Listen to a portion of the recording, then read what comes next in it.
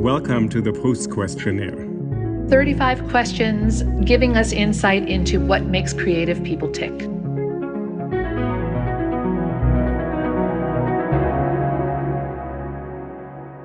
Hi, Uli. How are you? I'm good in our lockdown, so it's nice to see you on Zoom today. Hi. It's nice to see you on Zoom, too. It makes us feel a little bit less like we're prisoners in our own homes. And I'm excited about our interview today with Dr. Samantha Boardman, a wonderful psychiatrist, a wonderful human being, and I think she'll give such an interesting perspective to a lot of these questions on our show today. One of the things I really appreciate about Samantha, and one of the reasons I think she has such a valuable and unique voice in psychiatry and psychology today, is that as a psychiatrist, she places a real emphasis on positive thinking. So I remember her explaining to me the first day we met that so much of the common practice in psychiatry is a patient goes in and talks about all the things that are wrong with their lives. But she was saying that the more you talk about all the things that are wrong with your life and the more attention you put on them, the more ingrained the kind of misery around those beliefs and behavior patterns becomes. And so she, after having already gotten her MD, she went back to the University of Pennsylvania for a master's to study with a man who has advanced this idea called positive psychology. Yeah. And encouraging psychologists and therapists and psychiatrists to encourage their patients also to make time to attend to and to think about the good things in their lives. You can find out more about her work on her blog. She's got a wonderful blog that's always very witty and interesting, but really maintains this perspective of positive psychology called Positive Prescription. And then she has a book from Penguin called Everyday Strong, How to Cultivate Resilience in the everyday, in moments of difficulty and challenge and disappointment and fear, like we're all living through now, I think, in this pandemic. Right. Oh, so that's great that we have her right now, exactly when many people are trying to figure out how do you not dwell and obsess only on the negative. That's right. Looking forward to this conversation on Zoom. So she's going to come up in a minute. Can't wait.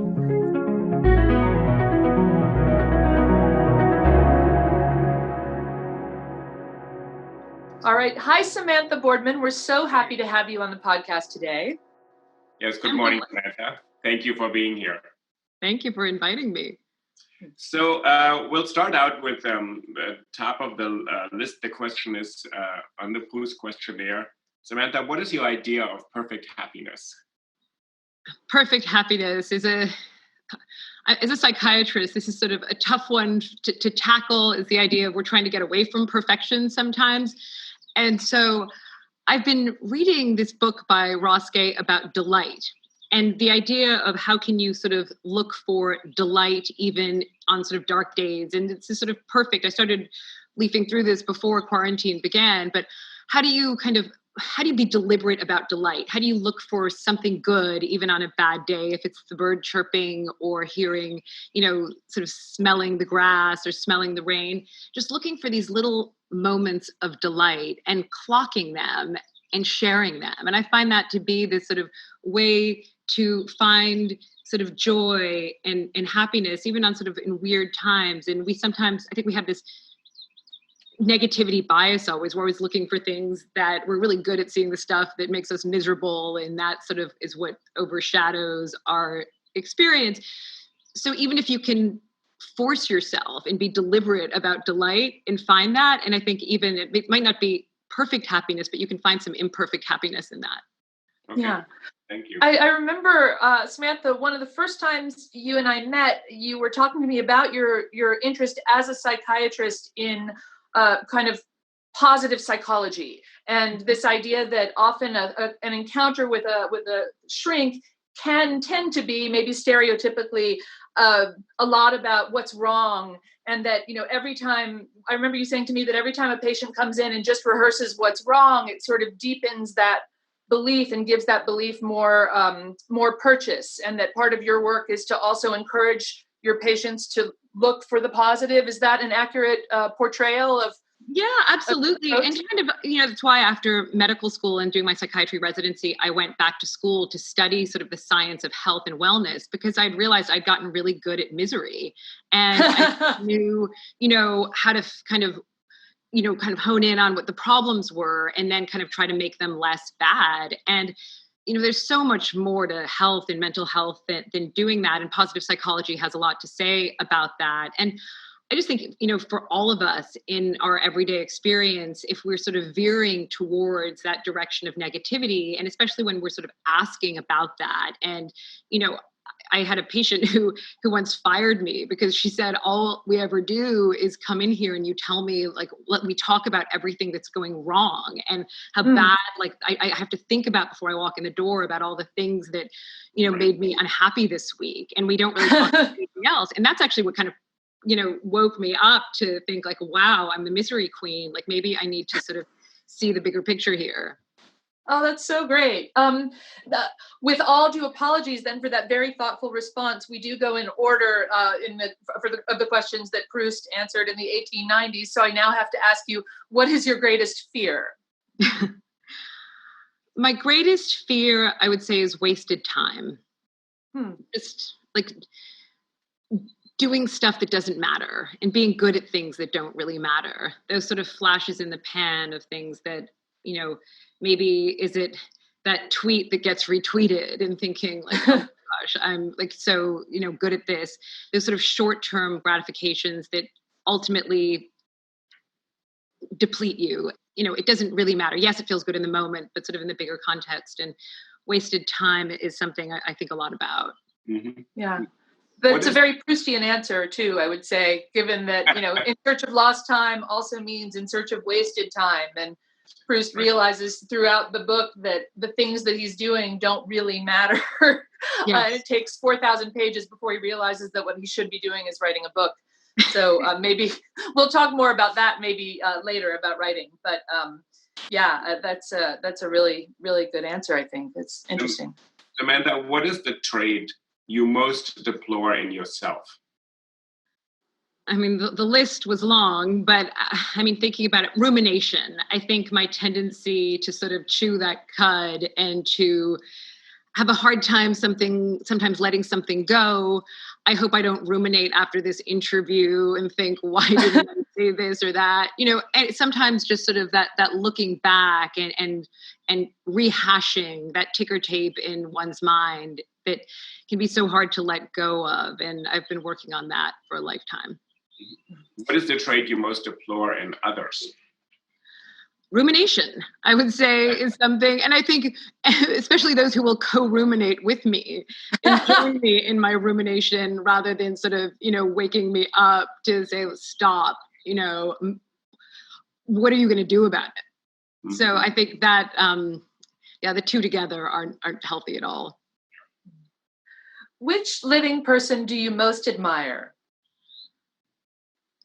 I think anybody who can sort of change direction or change their mind or sort of change their past or their narrative. I think we're all telling stories about ourselves, and we can get very attached to that narrative. And I have a friend called Marjorie Gubelman who sort of grew up in a very privileged way, and she ended up sort of making candles, and she had this candle business. And when she was 40, she realized she'd gotten divorced and how tough that this wasn't for her. She needed to figure out another way to actually really make a living, and she needed to at that point. And she went back to school, and she went to what's called Scratch Academy, and she became a DJ. And I just admire this change of direction and this sort of embrace and this fearlessness to reimagine herself in this completely different role. And that she was sort of, it was hard to enter this world of just that she had not inhabited before. And she's actually, I think, found so much life and vitality in it and brought so much to it. And even in quarantine, she is DJing away, and she does DJ from her apartment. But that I really admire that ability to be able to sort of change course and change your mind. That's fantastic. And she's had a lot of success, right, as a DJ? Yes. And who knew? In Scratch Academy, she went back and she's got this whole like DJ turntable, and she's, a pro at it, and she gets invited to DJ all these different events. And it's a way for her to kind of, I think, really embody what she always loved. Apparently she'd done this a little bit back in college. And I think we often forget that we can actually change course. And she really embodied that for me. Yeah. What is your greatest extravagance? I put cream in my coffee, and nothing's going to change that. And it's every morning, and not even half and half. I want the full cream. All right. Why not start the day that way? Absolutely. What is your current state of mind? So I'm very interested in the words we use when we ask people, like, how are you feeling? Because in English, we don't have, I think, enough words to describe our emotions. And when you can describe your emotions, it helps you, put some sort of boundaries around them. And I think be able to understand them better and then take action as a result of them. And so one of the things I like to do in my practice is help people sort of find the words for how they feel, and not just good or bad. And I think my husband's German, and he uses this word all the time that I just love. And you could pronounce it better than I could, Schweinehund. Yeah. And that German expression for when you're feeling really lazy, even though you have a lot of things to do. So I would say that is my current state of mind right now. Is that the correct translation? Is that how you would? Yeah, it's the inner pig dog that you have to overcome to do anything. I know it really well. When you're an athlete, if you don't want to do something, you have to actually overcome this resistance or this voice within you. Yeah, I haven't heard that word in a while. But he uses it a lot, my husband. And I feel that the Germans have a lot to offer us in terms of, descriptive emotions and experiences that just English fails us. We just don't have the words. What do you consider the most overrated virtue? I would say authenticity. I think the idea that you always have to be yourself, because sometimes I think that's a terrible idea. If I'm myself, sometimes that you'll sort of see the worst version of me. If I'm myself, I think most of us can sort of be our lowest selves at points. And I think when we can sort of think, what would somebody I admire do right now? Or, we're sort of works in progress, and there isn't necessarily a true self. Or if you're going to the Socratic out of values, I'd say pride. But I think just as a general, sort of value, the idea of the true self. Any idea? I'm sorry, of what?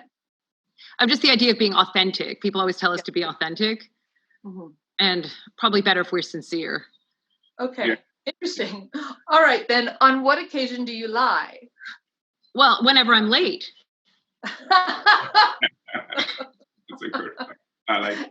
And what kind of lies do you tell when you're late, Samantha? Elaborate ones. It's the traffic, the bridge, the train. There's so many good ones you can choose from. And I find it to be really frustrating when somebody's late and they don't have an excuse. This is a moment to be creative and imaginative. So I actually resent it if somebody just says sorry. Come up with a good excuse.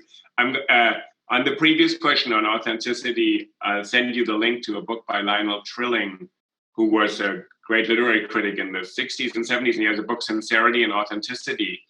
And he explains how authenticity became a value in the modern age and why it's problematic, this idea that we're supposed to be actually true to ourselves, which means there's a kind of constancy that doesn't allow for change. But it's a really interesting reflection he offers in the early 70s. It comes out of this sort of literary criticism sort of coming into its own, I think, in America. It's a really beautiful book. I haven't read all of it, but I read, the sort of first essay in there. And I think it was based on some lectures he had given at Harvard, though. Yes. And it's sort of the misreading of "to thine own self be true." Yeah. That it was really maybe more for the projected self, the person you want to be to your community and sort of to your audience, more than maybe this fixed idea of the true self. And that definitely resonates. Yeah, that's interesting, right? Yeah. What do you most dislike about your appearance? Where to begin? But I think my uncanny ability to resemble a gopher. We don't see it right now. We're on Zoom. We don't quite see it, but... No, I've When never we seen meet in the flesh, it will come to you. I won't even need to remind you. And you said your sister is the one who came up with that when you were small? Well, she called me both shrimp and that I was I looked like a gopher. So, and then braces didn't help. Which living person, Samantha, do you most despise? Well, I was raised not to despise or hate, but I'd say anybody who cheats at golf. Okay.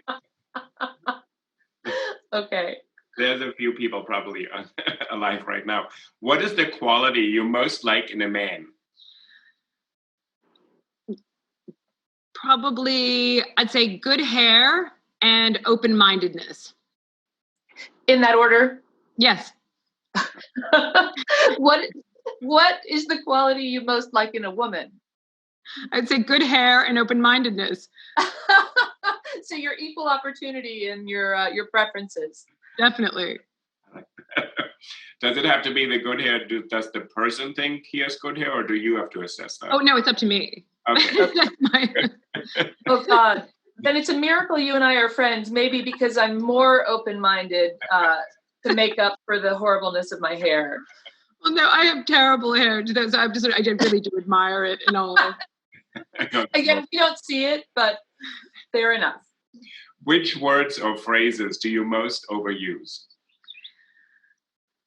I say all the time, moving forward. Moving forward, rather than maybe as a psychiatrist, I it seems like heresy, but I think sometimes dwelling too much on the past and how things were or should have, could have, would have type thinking and the moving forward, what are you going to do? What's next? What or who is the greatest love of your life? Definitely my husband. And then I would say my children and my fur children as well. My animals. And two of each, right? 2 human children, 2 canine? 2 furs. Yeah, 2 furs. And you're all together in confinement right now? Yes. Yeah. Yeah. The best. When and where were you happiest? I would say, I think anywhere that I feel at home. And I've always tried to think of that as more of a feeling than a place. So I think when I've got the fur children and the children and my husband and my stepchildren too, that feels like home. Yeah. Which talent that you don't have would you most like to have? To tap dance and to sing next to Hugh Jackman, obviously. Oh. Yeah, he's pretty good at that. Are you making any progress toward those goals, Sam, during confinement? Yes, if you count TikTok as a lowbrow version with my daughter. Well, I think I heard this Hugh Jackman actually, when he wants to just chill out, he goes to the tap studio, puts on headphones and taps for an hour or 2 or something like that. He does it by himself all the time for fun. Yeah. So wow, I think seeing him perform, there is such exuberance and joy in the performance that I think it really is an elevating awe experience, though, that I had been to one show of his, and I honestly think you walk out wanting to be a better person. When you have those experiences in a venue like that, and it's a shared experience with lots of other people that sadly we've all been deprived of recently, that that you do you're a little kinder, maybe a little nicer, a little more forgiving. And I can't help but think if we had more of that in our lives, we would maybe all be better people. We'll be sure to send this to you in case he's casting for his next tap partner. Oh, yes, please. Tell him I'm ready. If you could change one thing about yourself, what would it be? I would say probably my my ability to like let go, needing to be right. You know, sometimes I can't let go of that. It's like a dog with a bone that sort of that need sometimes for the last word. And I'm working on it. But yeah, I'd like to be able to just sort of walk away from that and not sort of come up with, you know, better arguments and sort of more evidence why I am correct. I read some Buddhist self-help book many years ago that said that we all often face the choice whether we want to be right or be happy. And I do think, I think about that all the time because I love having the last word, and being right is so satisfying on kind of a sick and negative level. But the idea that that's actually opposed to being happy was news to me, and it's something that stuck with me. Do you see that in your patients also, or? Absolutely. You know, and I do think it does sort of hang on to the past also in that sort of way of sort of needing to be right and sort of clinging to something. And it's, when you do let go of it, it's so liberating, you know, in those moments where you can just sort of let something go and not feel, you know, that you, even with when reflection sort of, there's this sort of fine line between, I think, reflection and rumination, and that you can sort of veer into that darker place and wanting to rehash something in your mind or even with somebody so you can get to the other side of it. And that's, you know, that myth, that's a mythic place, I think. And so when you can learn to let go, and the moments, you know, that I find I do, I am much happier. Yeah. Yeah. What do you consider your greatest achievement? I would say getting over imposter syndrome, you know, that idea that just sort of wait till they pull the curtain back and realize that, you know, it's all been a mistake and I don't belong here. And that's something that took a long time. And still, of course, that sort of is there, that idea of, wait, do I deserve this? Do they really realize? But that's sort of, I think, for a lot of young women too, that's a big issue of just sort of feeling that, you know, maybe there was a mistake. The reason that I'm here is somebody made an error somehow, or that, you know, I don't belong. Yeah. Yeah. Samantha, if you were to die and come back as a person or a thing, what or who would it be? It would be my dog Panda, who's a rescue, and she leads this sort of remarkably sort of guilt-free life, but also purposeful every day. And she has this sort of maddening ability to fall asleep anywhere. So it would just unequivocally, that it would be Panda. Where would you most like to live? I think anywhere by the sea. The ocean always sort of makes me happy. And I just, gosh, it's such a privilege to be able to see an ocean or any body of water. Yeah. What is your most treasured possession? I'd say health, and I'd say my physical and mental health would be those two. Yeah, especially right now during this pandemic, when it's not to be taken for granted. Right? Well, no. Yeah. What do you regard as the lowest depth of misery? Sort of along those lines, probably, I'd say getting to the bottom of a tub of ice cream by myself. You know, I think those moments of like that, if you're going to do that, you better be doing it with somebody else. And I do think that sense of just sort of not being alone, but loneliness, and not feeling loved or connected. And, you know, any tub of ice cream will taste better with somebody else too. And I think those sort of shared experiences, and the idea of that by yourself, that sort of makes me terribly sad. Yeah. I really like this answer, but when you said it, I was so literal. I thought, oh, the sadness is that the ice cream is run out now. Is that a quarantine response, do you think? Yes, it is, because what else am I going to do but eat it by myself? I do think it's misery when it's over. There's no more ice cream. Right. Well, also, that just speaks to the sort of multiplicity, the endless variety of the answers that these questions can generate. Uli, I'm immediately thinking, well, it's easy for you just to be sad that the ice cream has run out, because you could eat 10 tubs of ice cream alone and still be a 6'6" rail. Greek God, it's really unfair. Samantha, But I just learned that, but you're 6'6" and alone. So hey, happy to. But more ice cream for you. Samantha, what is your favorite occupation? I'd say being a psychiatrist and, an amateur sleuth. And I think that sort of what I do is it sort of combines the two. So they're essentially the same thing. Yeah.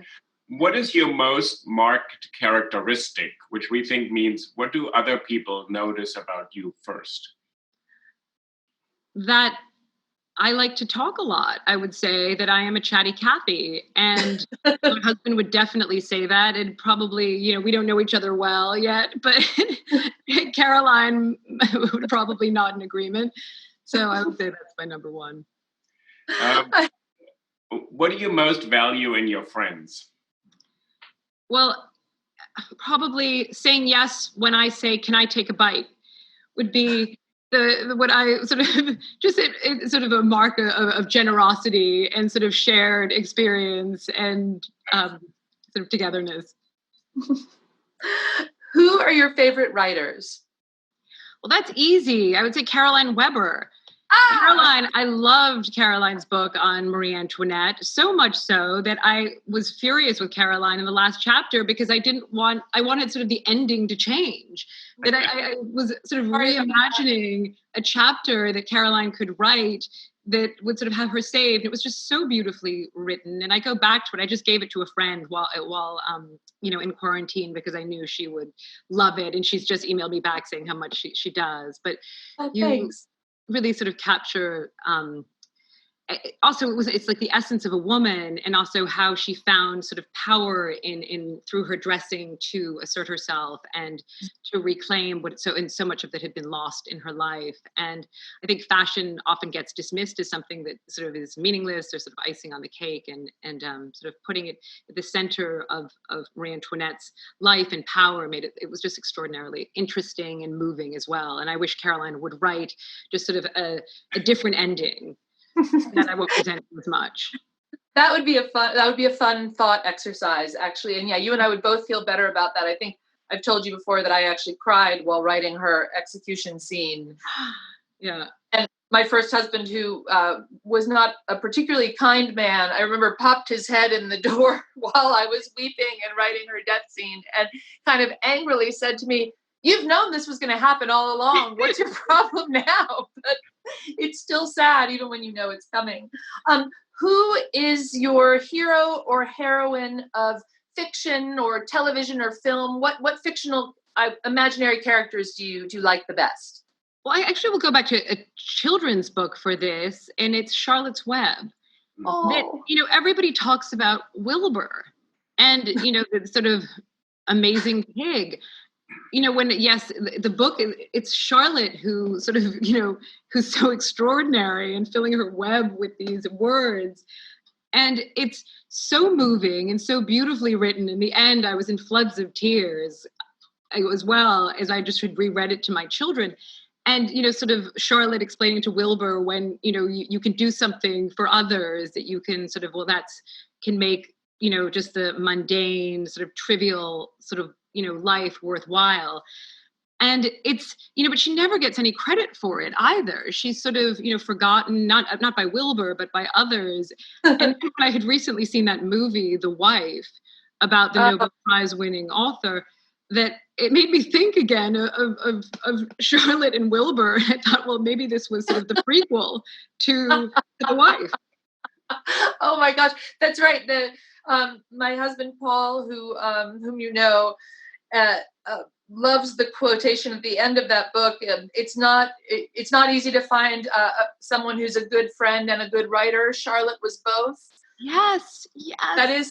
It's such a beautiful, beautiful quotation. Oh, I love that. That's your hero of fiction. Do you have any others, or really Charlotte takes the cake?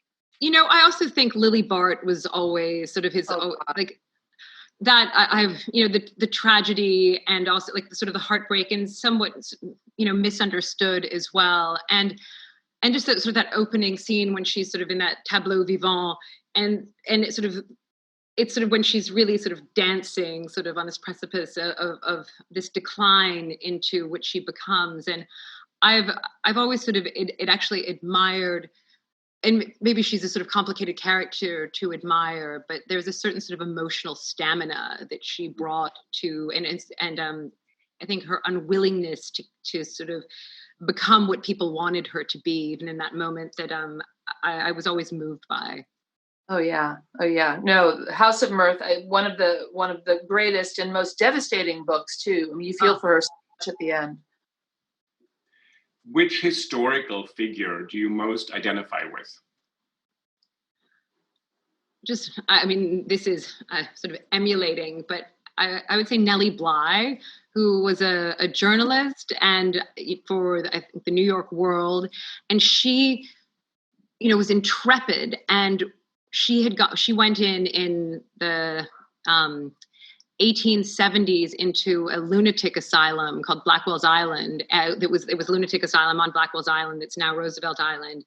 And she was feigning madness so she could write this expose on what it was like to be inside. And she was there for about 3 or 4 weeks. And, she sort of acted mad, and then the doctors wouldn't let her out. And it really was the reason that it ended up closing that asylum on Blackwell's Island, and just exposing just the terrible conditions of it, and everyone sort of packed together. And the asylum was originally opened with the best intentions and is a place for what they called moral treatment. And, the vision was not realized. They sort of ended up, with way too many, with overcrowding and many other issues. And I think a sort of unhappy husband could banish his wife to Blackwell's Island, to the lunatic asylum, or you could even threaten to your children, like, if you don't behave, I will send you off there. But and it was people knew a lot about it. They would even, the equivalent of page 6 in the New York Post would cover, there would be sort of gossipy items on some of the characters who lived in the asylum. And it was a sort of fascinating place, but then it turned very dark in the late around, I guess, like after being open for about 40 years. And Nellie Bly really exposed it and was the reason it closed. And I just sort of admired her like sort of courage to do that. Yeah. And did she write a particular book about Blackwell Island, about this particular? She wrote an expose, and I think in the New York World about it, and that was, I think, just really just helped the world see how devastating the conditions were there, and it sort of shuttered about within 2 years. What an amazing year! Yeah, incredible. Who are your heroes or heroines in real life? I'd say any 3-legged dog. I'm just always in. I saw one the other day, and they just, it doesn't get them down. But in real life, I think the idea of like people who heroes are so, it's such a tricky subject because you were sort of making them not human. And sometimes, I have a friend, Angela Duckworth, who wrote a book called Grit. And I'm in the middle of writing this book that's torturing me. And I'd always assumed Angela, being brilliant like you, is that that it was also easy and everything had come really easily to her. And she sent me back her just proposal. And it was this sort of flimsy proposal. And she said, you see, like, this was actually really, like, it's really not good. This is what it came from. And I don't, she'd sort of dismissed it before as like, oh no, nothing. And I just imagined like her book had just, flowed out of her over the course of a weekend or something. Mm-hmm. And for her, actually, the generosity in sharing this, mediocre proposal and just, giving that to me, that it took her in away from being sort of my hero up here, but to being a hero who was, it's so much more is possible, I think, when your heroes live, with their feet on the ground. Yeah. Yeah. Who are here to help. Yeah. Yeah. That is so nice. What are your favorite names? In terms of like actual names, like just a word for something I love is Aurora Borealis. It just is my favorite word imaginable. I've never seen it. I would love to see those northern lights, but I love that word. I wish I could have called one of my kids or dogs that. I don't know if it would have gone down well. Or one, like the daughter could be Aurora and the son could be Borealis. Maybe. Yes. You see, I sort of have a complicated relationship with names because I was named after this sort of phlegmatic basset hound who was known for its bald patch on its stomach that dragged across the floor. So, Bad hair. It's somewhat complicated, I think, my relationship with names. Alongside, I think my parents were influenced by the dog, and they were also watching Bewitched at the time a lot. And oh yeah, they clearly didn't have much of an imagination for Samantha, but it's a good name. And have you lived up though to the models of your name? Do you think in your parents' imagination to the Basset Hound? Being able to sort of twitch my nose, and I don't have a bald spot on my stomach yet, but yes. Yet. Yes.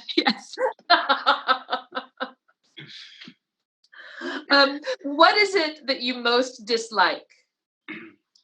I would say self-immersion, self-focus. I think we live sometimes in this world where, there's so much is around sort of self-help and putting yourself first all the time. And it's sort of self-help gone wild sometimes. And this can, sort of green light narcissistic behavior at times. And I find that to be a very difficult. It's difficult to be around other people. I see that sometimes, in patients who sort of feel like they're doing their best by always sort of prioritizing themselves and sort of, I need to put myself first in that way. And they're thinking that self-immersion that also can turn into sort of rumination when it becomes, how they felt about something, how they experienced something. And I think it can be this sort of narrow box that I think that we can inhabit when self-immersion is sort of embraced and allowed for and even green lighted in sort of culturally. Is there a way as a psychiatrist, when people come in, they presumably come in to work on themselves, as one would say, and how do you actually turn that into something that is not just more of a kind of self-obsession and kind of a sort of spinning one's wheels? Yeah, no, and it's a really sort of good sort of way of seeing it. And so people often come in with, some sort of, some major, we call it like a chief complaint or something. But even when it's not about another person, so much of their existence, I think we have to sort of see them in relation to the world they inhabit. And it always is about others too. And I think having that sort of more other-oriented experience, and even, we know kind of one of the best sort of antidotes for depression and anxiety isn't self-care, it's other care. Being able to do something for somebody else. We're seeing that right now, a lot of, that ability to, take care of an elderly neighbor, or, even if it's, clapping at 7:00 for healthcare workers, just doing something that isn't just so self-focused, because like self-focus can just really take you down that spiral of negativity. And when you only see that sort of, yourself is the center and you're just fixated on your emotions, your experience, and that incapacity, like when you can't see it from someone else's perspective and from someone else's point of view. And one of the best ways to get people out of that is you ask them to self-distance, not socially distance, but self-distance. Like imagine you were a fly on the wall. Imagine, you were, what would your friends say about this? Like, put yourself in someone else's shoes. And it's amazing the clarity we sometimes get when we can sort of lift ourselves out of self-immersion and, see it through like fresh eyes. I like this a lot. It's really interesting to sort of say that even what you just said, that we know, I guess, in psychiatry, that you're being helped by helping others. Because that isn't quite how you think about it, sort of this self-help industry and sort of the new age industries to say, this obsessive focus will make you better. And you're saying, no, actually, that's not what makes you necessarily better, whatever better means. Yeah. Yeah. And I just think actually, if you can sort of maybe make someone else a little better, that is, it's much more meaningful. And, even there have been studies of asking people, here's some, $5, $10, or $20, spend it on yourself or spend it on someone else. And people actually assume that spending it on themselves will make them feel better, when it's the opposite if they spend it on somebody else. Or just, the idea, again, we spoke about wasted time at the beginning. When we lend somebody a hand, we do something for somebody else, you actually, sort of, not only you feel a sense of self-efficacy. And I think that ability to be of use to somebody else is helpful for them and helpful for you. Yeah. What is your greatest regret? I think forgetting to ask a good question, or not sort of having, that regret that will sometimes come. What's that French expression? Like l'esprit d'escalier, right? Yeah. Yeah. So the joke you remember on the way out on the stairs down, and you think, oh, this is the comeback I could have had, but I didn't use it. Yeah. So is there like a way to say that with like sort of the question of l'escalier, like it is those, when you think, oh, I met this person, I wish I had asked them this, or it's because it's usually sort of, tied to this idea of like, I failed to connect with somebody, everybody knows something that, that's interesting and that we don't know. And that idea that maybe I just failed to ask the right question in some way that will sort of, stick with me and quite a lot, actually. Really? And would you say that kind of across the board, is it more in your practice that this regret comes up, or just in your daily life, your social life? I'm just like interested in questions, that like, how can what are the right questions? I mean, I think Rilke, you speak of, you study Rilke, like, how do you love the questions? And we shut down so much to questions and questioning, and, even not just questioning others, but questioning ourselves and our behavior and our sort of automatic responses to things or to a person, that how many times have I maybe jumped to a conclusion about, say, I've been seated next to somebody and sort of thinking, oh, I know everything there is to know about this person probably, and they've hardly opened their mouth, and sort of assuming I know the end of the movie, what they might tell me. And that failure of imagination on my part to ask the right questions, to have a different experience and to sort of connect with somebody in an interesting new way. And, I think even with familiar relationships, with people we don't know, with patients, there's often, I think, questions that can help us frame an issue and see it differently. And that it's very, we sort of habituate and we get sort of stuck in, ways we do things. And there's good reason for that. And we are sort of cognitive misers. Like, we are not always sort of generous with the way we approach others and ourselves. And I guess I think questions help us tap into that cognitive generosity. Yeah. That's, sorry. No, I was just, sorry. There's a lot in Proust about habit with a capital H, and Proust is not negative about a lot of things in particular, but he really has some harsh words to say about habit. And he says that basically that kind of what you're calling cognitive laziness helps me understand it better. If we assume that we already know what the room looks like when we walk into it, if we assume that we already know what we're going to get out of the conversation with the person at dinner, we fail to see what's actually happening, what's actually there. And so to the artist, the biggest enemy, he says, is habit, because the artist's job is to help people see the world with new eyes. And the word habit with a capital H has never really done it for me in reading Proust, but this idea of kind of cognitive laziness or a failure to ask questions reframes that in what I think is a really productive way, and gets more at what Proust was talking about. Well, and I think maybe that sort of art, can help us, and books, literature can sort of just help us sometimes see things a little bit differently, and maybe, see the world with fresher eyes than we're used to seeing them. We're seeing them just through a new lens, because, there is, I think, a reason evolution sort of, maybe we couldn't always be sort of handling novelty. It would be maybe too overwhelming all the time. But that failure to reimagine, to imagine alternatives to any reaction we have, the sort of reflexive responses we have to maybe how somebody looks, or, what their profession is, or even we have this sort of blindness, how we fail to see it in ourselves. And there are those wonderful experiments they've done where they ask you to watch a group. There's 4 people wearing black, 4 people wearing white, and they ask you to sort of follow the people in, I think, white, tossing a ball back and forth, and count how many times they do it. And most people get it right. It's like 13 times or something. And then at the end of it, they say, well, did you see the gorilla? And while you were counting, there was a person in a life-size gorilla suit who's walked across the frame, like beaten his chest and walked on. And about 70% of people fail to see it. Like we fail to see the gorilla in our lives because you're busy counting. Right. So that's the blindness that what are we missing? And I think that's sort of what gets back to the idea of the questions is what are we not seeing? Like how many gorillas have passed that maybe I didn't see or, that I forgot to, because I was so focused on that one, I was just focused on the balls. I didn't see the gorilla. Yeah.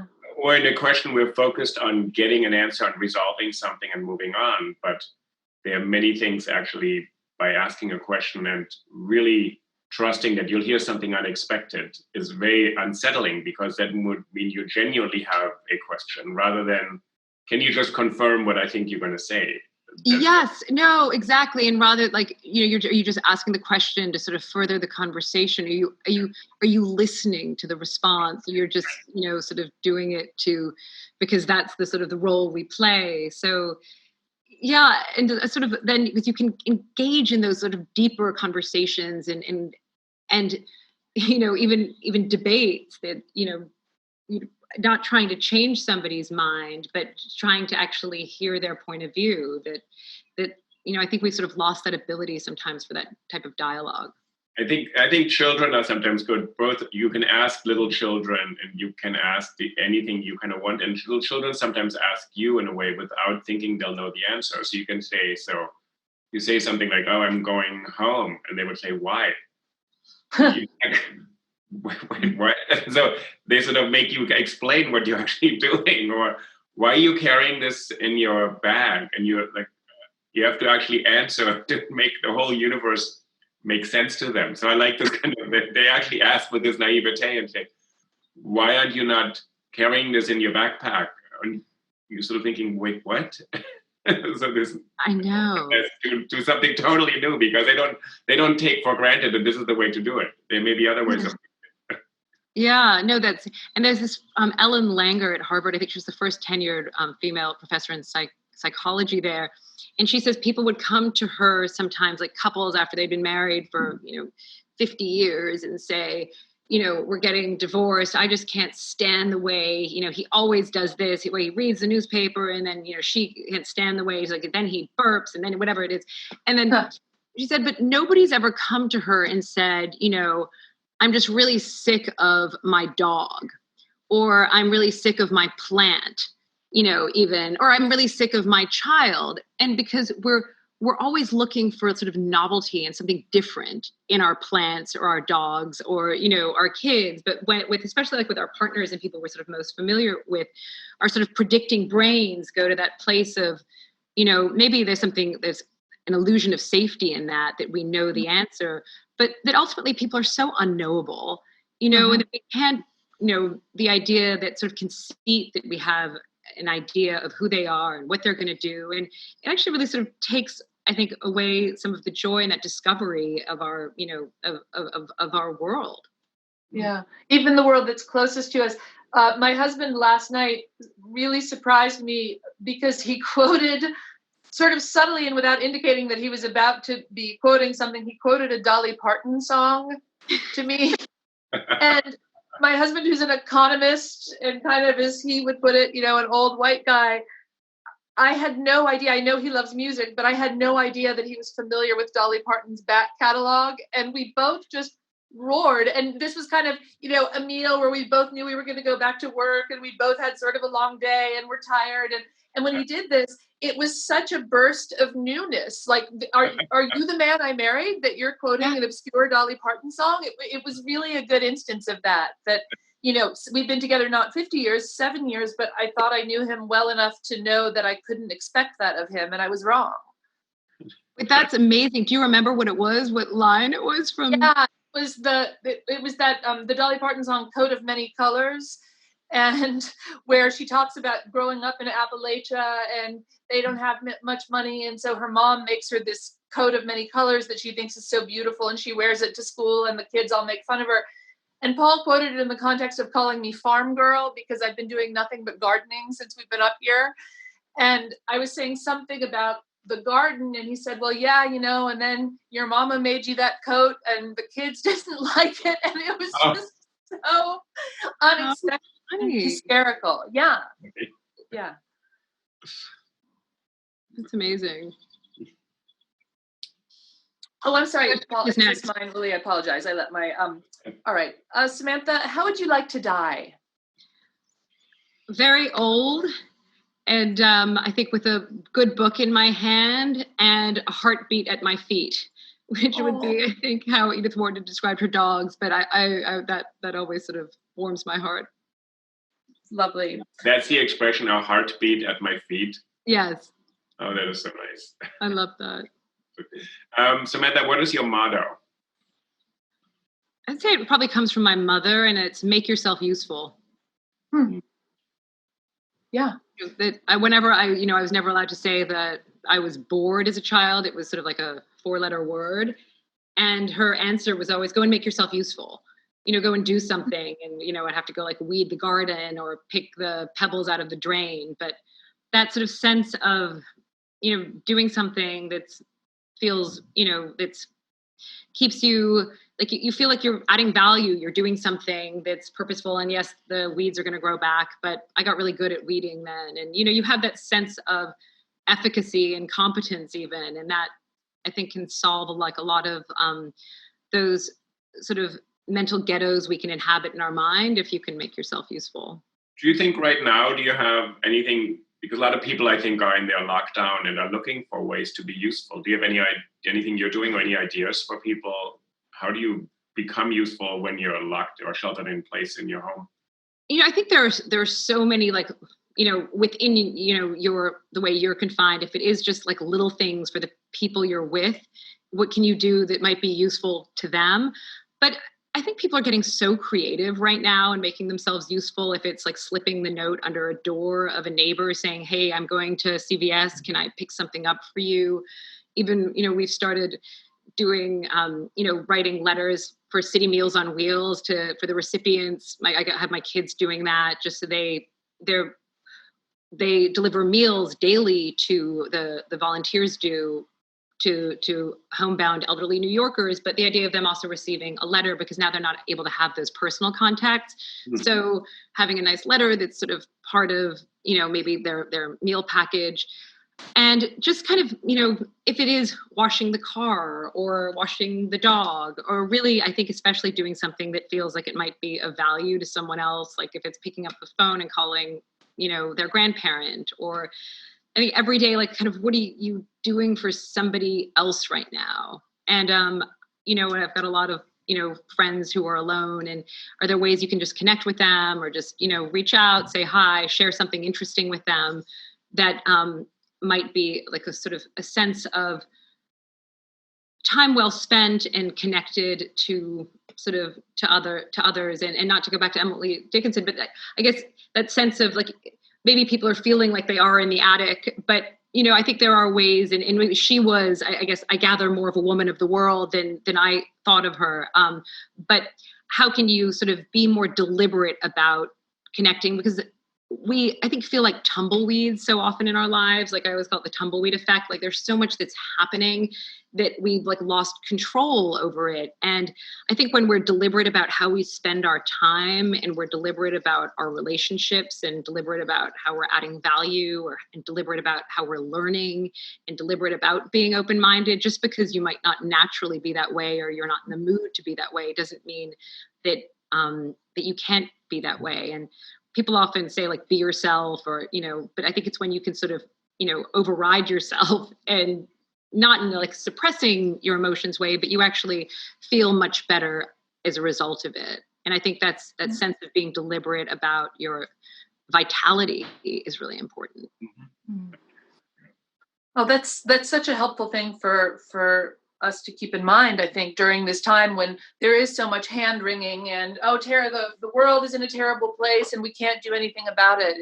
It's nice to have you reorient our thinking towards the things that we can do, however small may be.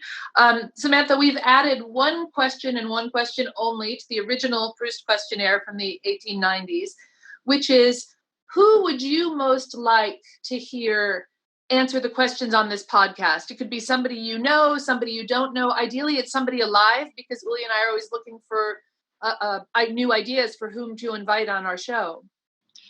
How about Nicholas Christakis, who is the author of Blueprint, and he's at Yale, and he runs a lab on actually sort of, on social behavior and contagion of behaviors. He wrote a wonderful book called Contagion, I think around 2011 or 12.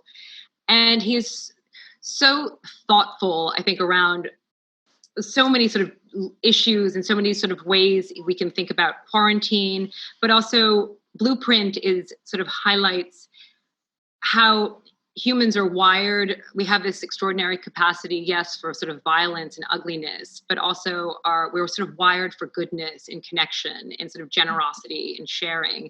And he goes through all these sort of fascinating examples of it throughout history. And I think that would be he'd be fascinating to hear from, not to mention his expertise on contagion and human behavior and how it sort of spreads through social networks and how you can use AI to influence sort of social networks. So I just think he would sort of be fascinating on many levels.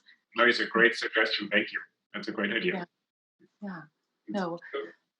Thank you so much for answering these questions. I'm really kind of inspired, actually, to think that there's ways to turn one's self-absorption into to redirect it in a different way and to redefine this. It's really been great to listen to you and have these answers. Thank you. Thank you for inviting me on. Thank you for sort of making me think. And I think actually these questions sort of do lift one out of self-immersion. I wonder what it could be like, actually, it's like to sort of prescribe these questions to some patients and just have them, just sort of think about what matters, and how a lot of these really do sort of cut to the core of what matters to you or how you want to be living your life. And it's in the living, of it, not like sort of in the daily way you live your life.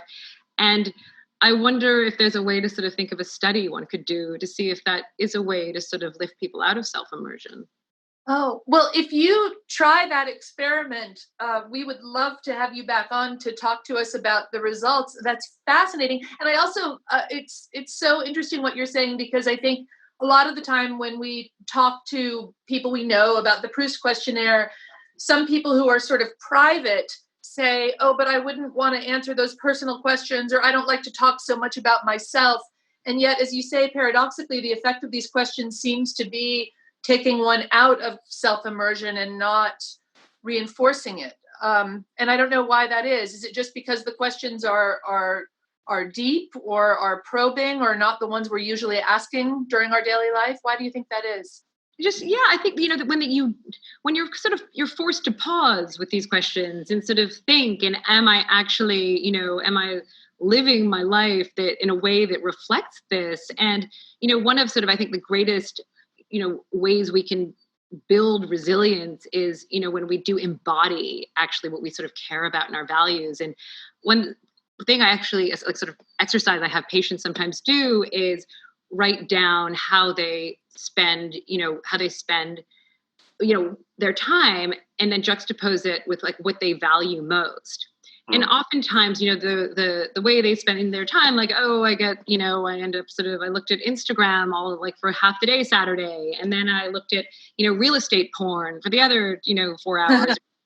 And that sense of, how do you kind of create greater overlap between what you really care about and how you are living your life, and then sort of moving forward, my favorite expression. But, okay, so what are you going to do this week? Like, what are you going to do tomorrow that will sort of help you do that? And I think when we can close that gap between our intentions and our actions, by actually like setting a time or a place, or, when am I going to do that? And I think this questionnaire sort of makes you think that way. Like you're sort of closing that intention action gap. It's an interesting way of looking at it. I hadn't thought about it this way, but I think that's right. It sort of makes people think. Every question makes you think, what am I actually doing all day? Does it correspond to this answer in any way? Yeah. No, you've embodied for us today, Samantha, that capacity to really think rigorously and to think without preconceived notions about the way we live our lives, about the way we are toward and in the world, even when we're in confinement. And it was just a joy to talk with you. Thank you for being here. Yeah, thank you so much, and nice to meet you. Thank you. I hope to meet you in person. Exactly. Thank you so much. Bye. Bye. Take care.